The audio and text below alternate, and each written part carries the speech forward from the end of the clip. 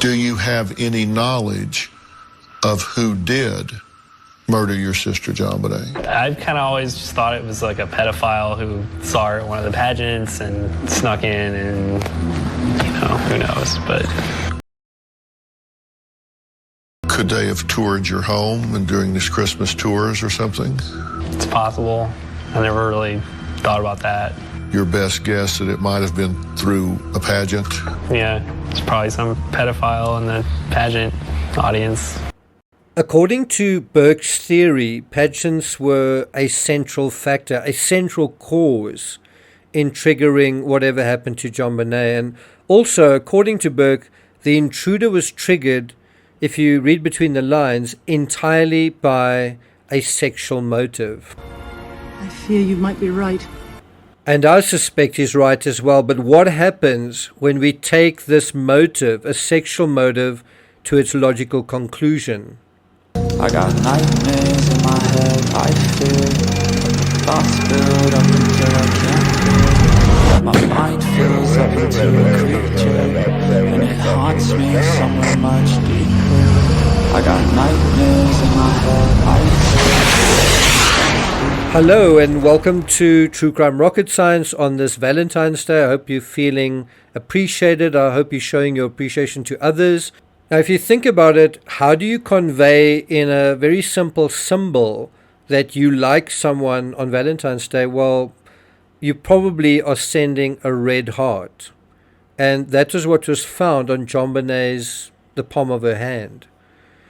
And so I do think there was that kind of motive, feelings of attraction to JonBenet. The question is, did those feelings come about for the first time that night, or were they there before that? And also, did JonBenet know the person who drew the heart on her hand? You would think so, wouldn't you? Now, you may also think that Burke is echoing what John has been saying all along since 2000. And although his answer is yes, let's look at it all in context, shall we? Before we get to that, if you haven't subscribed to the channel, please do. This should be a really interesting analysis, but we are going to return to Dr. Booth because we haven't concluded our analysis in terms of his evidence. Before we get to the rest of this analysis, if you're finding this analysis worthwhile, if you're learning things, I hope you're writing things down in your notebooks, please hit the thanks button and let's get started. Pedophile? We think it was a pedophile. We think it was a male. We're not looking for a needle in a haystack. That's a very interesting turn of phrase from John, which he volunteers. We're not looking for a needle in a haystack. Oh, we're not? If it was a pedophile, was your daughter sexually abused? Great question, Larry. And what you'll notice is John, who's been talking for a while, pauses here and he says weave, and there's actually an intake of breath. And then on this really delicate question, Patsy jumps in. Now remember what we're dealing with. We're dealing with Burke's theory, which is that there's a sexual motive here. And so the obvious question that follows, well, was there evidence? Was there SA? And here John hesitates, and Patsy says, she interrupts and says the following. If it was a pedophile, was your daughter sexually abused? I don't believe there's conclusive evidence of that. We don't know. Have you talked to the medical? Did they send you the autopsy reports? No. But you don't know if any sexual activity took place? It's not clear to me that there was. We don't know. It's one of those questions you don't want to know the answer to, frankly. Well, everyone else wants to know the answer to that, including the investigators. Now, the autopsy is pretty clear on this matter. And so were the headlines at the time when the autopsy came out. And this, to me, is the absolute hypocrisy of the intruder theory right here. How the heck can you blame a pedophile, an overtly sexual offender, without even knowing if there was any SA whatsoever? How the heck can you suspect a pedophile without even wanting to know the answer to that aspect? And how does the ransom note, which is about money, how does that motive, which is a money motive, how does that jibe with a sexual motive? You know what? It doesn't. This is the absolute hypocrisy of the intruder theory right here. The Ramseys seem to want to have their cake and eat it in terms of this evidence, in terms of this motive. Do you see that?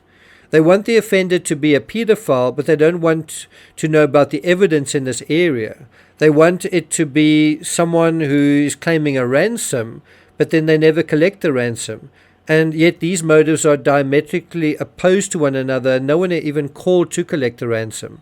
So what is the point of the ransom note? Within the Intruder narrative, the ransom note makes no sense, but within another narrative, it makes sense as a way of clouding and confounding the sexual narrative with the financial narrative. Do you see that? Certainly what gives the Ramsey case some support in this area is Dr. Booth, because he's not particularly helpful in this area unless you take the absence of evidence, the apparent absence of evidence from the doctor, and say that what seems to be suggested here is that the one and only time there might have been SA was on the night JonBenet died from this stranger.